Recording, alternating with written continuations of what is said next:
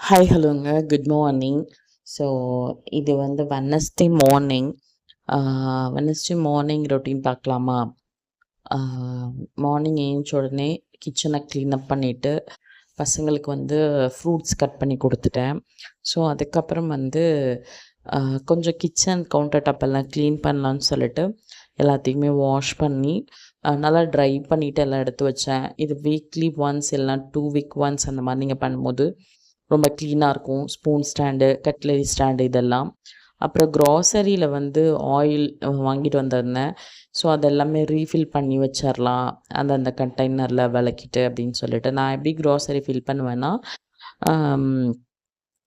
Monthly வந்து once பாக்ஸஸ்லாம் clean பண்ண மாட்டேன். அப்பப்போ காலியாகும்போது அப்பப்போ வந்து வாஷ் பண்ணி வச்சுருவேன்.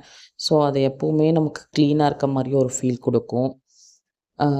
அதே மாதிரி நீங்கள் ட்ரை பண்ணி பாருங்கள். கண்டிப்பாக நல்லாயிருக்கும். அண்ட் ரொம்ப பேர்டனாகவும் இருக்காது உங்களுக்கு வேலை. ஸோ அப்பப்போ க்ளீன் பண்ணிக்கிட்டால் வந்து கொஞ்சம் க்ளீனபிளாக இருக்கிற மாதிரி இருக்கும்.